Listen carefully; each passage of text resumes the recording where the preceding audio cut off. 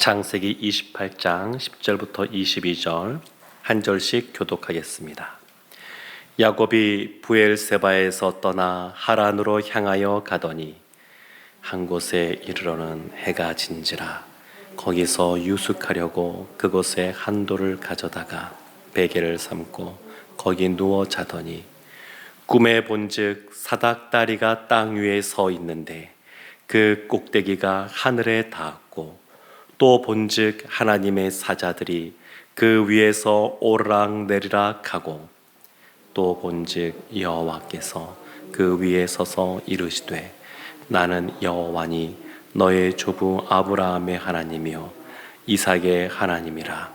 내가 누워있는 땅을 내가 너와 내 자손에게 주리니 내 자손이 땅의 티끌같이 되어 내가 서쪽과 동쪽과 북쪽과 남쪽으로 퍼져 나갈지며 땅의 모든 족속이 너와 내 자손으로 말미암아 복을 받으리라. 내가 너와 함께 있어 내가 어디로 가든지 너를 지키며 너를 이끌어 이 땅으로 돌아오게 할지라. 내가 내게 허락한 것을 다 이루기까지 너를 떠나지 아니하리라 하신지라. 야곱이 잠이 깨어 이르되 여호와께서 과연 여기 계시거늘 내가 알지 못하였도다. 이에 두려워하여 이르되 두렵도다. 이곳이여 이것은 다름 아닌 하나님의 집이요 이는 하늘의 문이로다 하고 야곱이 아침에 일찍이 일어나 베개로 삼았던 돌을 가져다가 기둥으로 세우고 그 위에 기름을 붓고 그곳 이름을 베델이라 하였더라. 이 성의 옛 이름은 루스더라. 야곱이 서원하여 이르되 하나님이 나와 함께 계셔서 내가 가는 이 길에서 나를 지키시고 먹을 떡과 입을 옷을 주시어 내가 평안히 아버지 집으로 돌아가게 하시오면 여호와께서 나의 하나님이 되실 것이요. 함께 보겠습니다. 내가 기둥으로 세운 이 돌이 하나님의 집이 될 것이요 하나님께서 내게 주신 모든 것에서 10분의 1을 내가 반드시 하나님께 드리겠나이다 하였더라. 아멘. 요즘 주일날 말씀을 나누고 있는 빌레몬서를 보게 되면 착한 주인을 만났음에도 불구하고 악하게 그 주인을 배신하고 도망친 오네시모가 나오게 됩니다. 그런데 오네시모도 예수님을 만나니까 그의 삶이 극적으로 변화되어지게 되고 이제는 바울에게도 그리고 그의 주인이었던 빌레몬에게도 무익한 자가 아니라 유익한 자가 되었습니다. 그런데 어렸을 때부터 예수님 안 믿다가 안 믿는 가정에서 예수님을 믿었을 때 이와 같이 변화가 될 뿐만 아니라 어렸을 때부터 모태신앙으로 자라고 그리고 예배드리는 가정의 환경 속에 자랐다 한다 할지라도 삶이 예수님을 깊이 만나고 변화되지 않는 그런 경우도 있는데 그런 사람이라 한다 할지라도 하나님을 제대로 만나면 그의 삶이 변화되게 됩니다. 오늘 본문에 나오는 이 야곱은 그의 아버지 이삭 또 그의 할아버지 아브라함 이 야곱이 한 16살, 17살 될 때까지 아브라함이 살아 있었는데 이와 같이 믿음의 사람들 이야기를 듣고 그 가정에서 하나님 앞에 예배드리던 아브라함이었지만 에서의 눈을 피해서 도망치는 이 당시의 나이 77세, 78세 되는 이 나이에도 여전히 야곱이 우리가 알고 있는 이스라엘이라고 불려지는 믿음의 모습을 보여주고 있지는 못합니다. 그렇지만 이 베델에서 하나님이 찾아오시고 하나님이 만나주시는 이 사건을 통해서 그래도 이 야곱이 하나님 앞에 믿음의 서약을 하는 장면이 오늘 본문에 나옵니다. 야곱이 나이가 많은 나이입니다. 77세, 78세니까 꽤 나이가 많습니다. 중년이란다 할지라도 혹 노년이라 한다 할지라도 예수님을 만나면 변화되지 않을 사람이 없습니다. 이 야곱은 중년이 넘어서고 그리고 그 많은 나이였지만 그래도 예수님 하나님을 만나면서 그의 삶이 차츰차츰 변화되는 것을 볼 수 있습니다. 야곱이 하란으로 향하여 가다가 이 베델이라는 지역에서 그냥 돌을 빼고 누워서 자고 있습니다. 홀로 도망치는 이 신세, 뭐 하나 보장된 것 없는 이 신세, 나이는 많이 들었는데 가정도 이루지 못했고 뭐 하나 소유한 것 없는 자신의 삶을 생각하면 굉장히 쓸쓸하고 뭐 한탄도 나오고 그러지 않았을까 싶습니다. 그런데 그와 같이 자고 있는 야곱을 그 꿈의 환상 가운데 하나님이 찾아오십니다.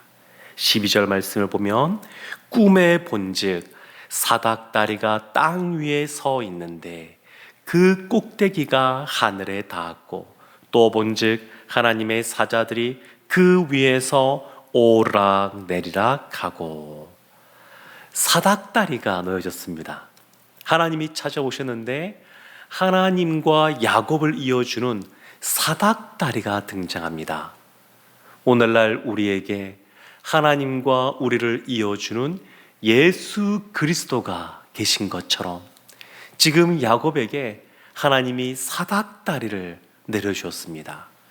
야곱 입장에서는 지금 당장 무엇을 먹고 어디 가서 어떻게 살고 이 현실적인 문제, 형을 피해서 안전하게 지낼 수 있는지 이런 현실적인 문제가 굉장히 크게 다가왔을 텐데 하나님은 야곱에게 사닥다리를 먼저 내려보내십니다.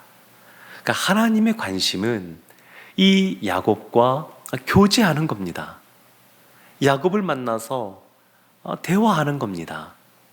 하나님은 거기에 더 관심이 있습니다. 오늘날 우리에게도 마찬가지입니다.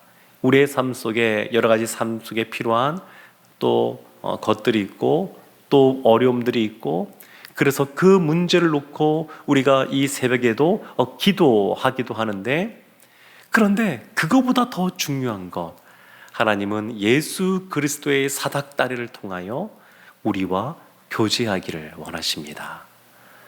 그래서 하나님이 환상 가운데 먼저 눈에 보여주고 있습니다. 그런 이후에 말씀하십니다.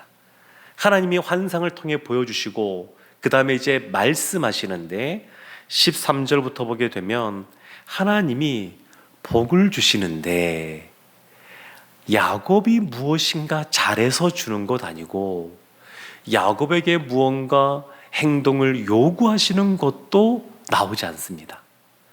조건이 없습니다. 하나님이 이제 야곱에게 복을 주시는데 조건이 없습니다. 야곱, 너가 이와 같이 행동하면 너에게 복을 주겠다. 이런 조건이 붙어 있지 않고 무조건적인 하나님의 아가페의 사랑, 무조건적인 그러한 은혜를 베풀어 주십니다. 몇 가지를 약속하시는데 처음에는 자손에 대한 씨에 대한 복을 말씀하시고 두 번째는 터에 대한 복을 말씀하십니다. 그리고 너를 통해서 복을 받을 것이라고 하는 축복의 통로가 될 것에 대해서 말씀하십니다. 그리고 내가 너와 함께 하겠다라고 하는 임마누엘에 대해서 약속하시고 그리고 어디를 가든지 지켜주겠다고 말씀하십니다. 그리고 너가 돌아올 때까지 안전하게 해주겠다고 말씀하십니다. 앞에 5가지는 아브라함도 이삭도 받아 누렸던 복입니다. 근데 야곱에게는 도망치는 신세인 그 야곱에게 너를 돌아오게 할 것이다. 하나님이 이와 같이 말씀하십니다. 어떠한 조건도 붙어 있지 않고 그의 아버지, 그의 할아버지 때부터 받았던 그 언약의 말씀, 약속의 말씀이 야곱에게 이어지고 있습니다. 그러면 이 야곱이 자신이 도망자 신세로 있는데 하나님이 이와 같이 찾아오시고 약속의 말씀을 하시니까 야곱이 여기에 대해서 믿음으로 반응하기 시작하는데 조금 어설픕니다. 우리가 아는 베냐민을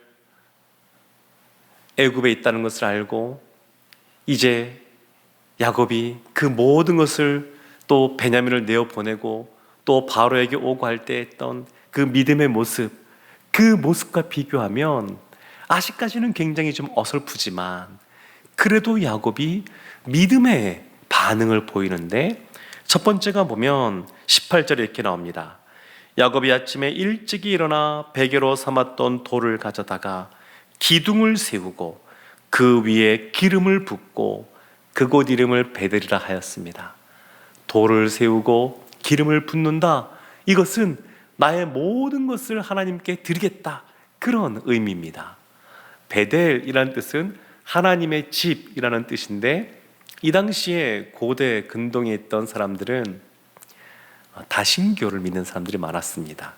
그래서 신이 있으면 그 신이 한 지역만 담당하고 다른 지역으로는 넘어갈 수 없다는 생각들이 있었습니다. 그래서 부엘세바에 살고 있었으면 그 당시 부엘세바에 살고 있던 사람들은 이 지역을 다스리는 신이 있고 부엘세바를 벗어나지 못한다, 이런 생각들이 있었는데, 야곱이 지금 어디에 있냐면 부엘세바를 벗어나서 루스라고 하는 곳, 이름을 이제 베델로 바꿨지만 그 루스라는 곳에 이르렀습니다.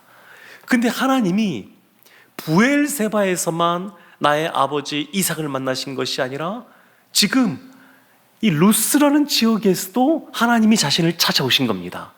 그러니까 하나님은 한 지역에 갇혀 있는 분이 아니라 그 너머에 온 열방 가운데 계시는 분이시구나, 이것을 인정하는 이름이 베델이라는 이름이고, 거기에 기름을 부었다라고 하는 것은 나의 모든 것을 하나님께 드리겠습니다, 그런 뜻입니다.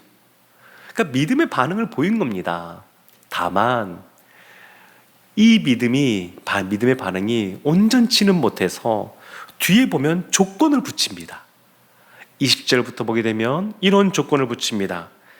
하나님께 소원을 하는데 나에 가는 이 길에서 나를 지키시고 먹을 떡과 입을 옷을 주시어 평안히 아버지 집으로 돌아오게 하시면, 그러면 여호와께서 나의 하나님이 되실 것이요, 이렇게 조건을 붙입니다.